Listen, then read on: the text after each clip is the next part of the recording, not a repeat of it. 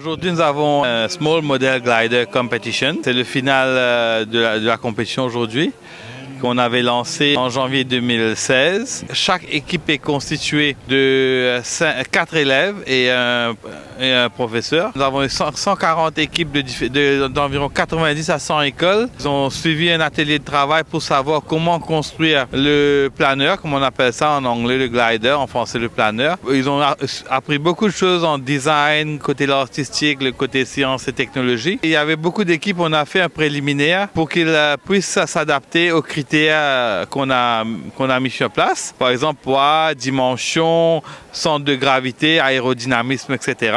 Nous avons 33 équipes qui sont en finale et les non-finalistes, ils ont fait une exposition des modèles qu'ils ont construits. C'est la première fois qu'on a quelque chose comme ça à Maurice. La finale s'est passée en testant les lancements, la longueur des lancers des différents avions, des différents modèles qu'on a construits, que les élèves ont construits. Nous avons été motivés les élèves ont été enthousiasmés, excités pour poursuivre plus devant et je crois que l'année prochaine, ça va être encore meilleur. On a eu le soutien technique de la Société aéronautique de l'île Maurice qui est présidée par le capitaine Richard Tommy qui est lui-même toujours un pilote actif à 60 ans d'expérience dans le pilotage.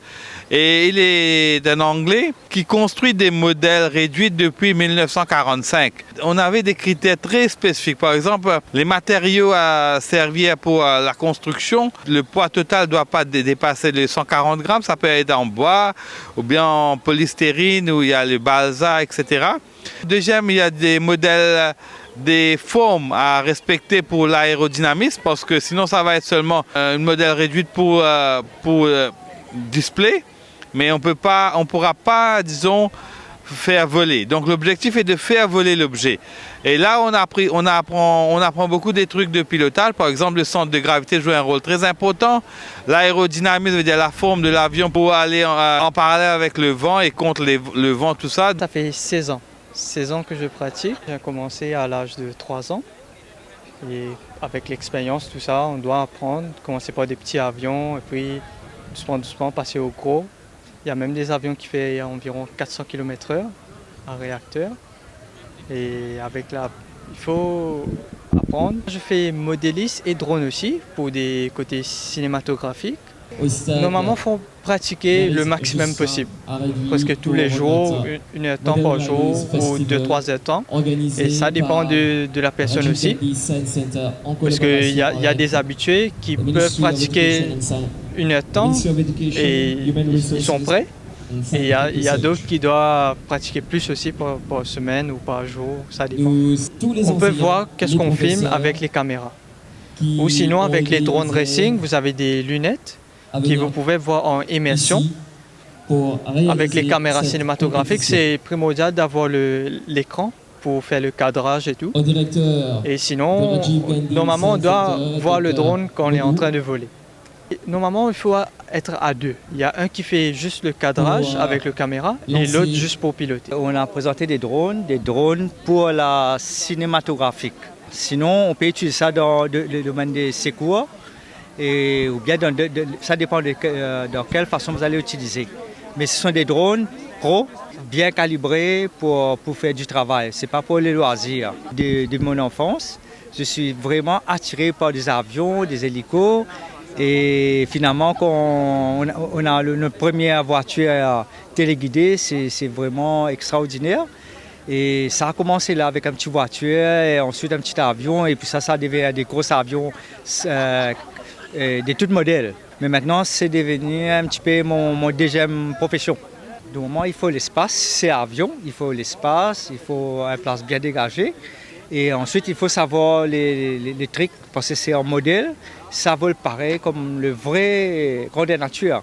Il n'y a pas de différence. Mais sinon, les techniques, le pilotage, les conditions, sécurité, c'est pratiquement, pour moi, c'est un link, c'est pareil. J'ai commencé assez longtemps. Pour moi, je peux construire avec n'importe quel matériau, même du carton, des boîtes de carton, je peux faire un avion avec.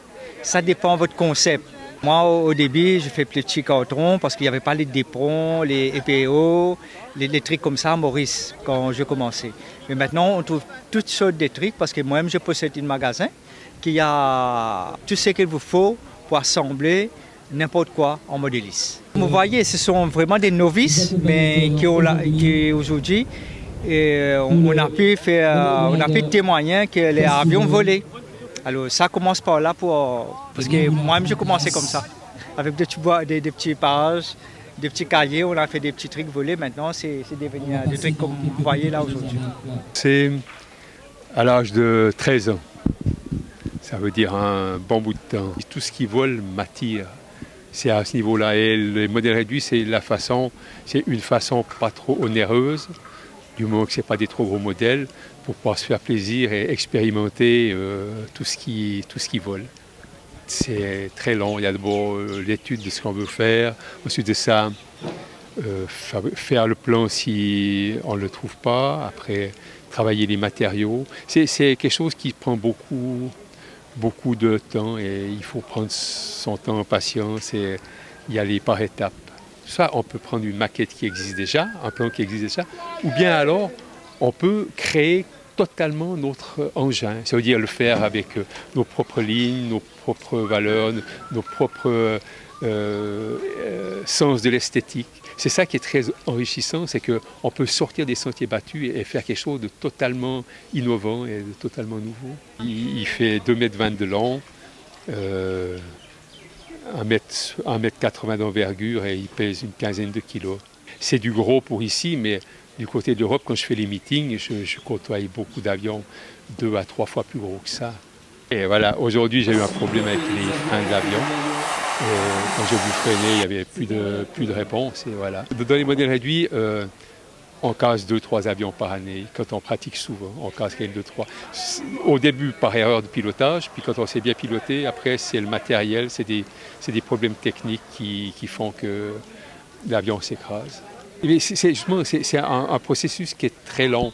Moi, je sais pas, j'ai plusieurs milliers d'heures de pilotage, mais à n'importe quel niveau, on prend beaucoup de plaisir. À tous les niveaux, c'est le pied de faire du modélisme.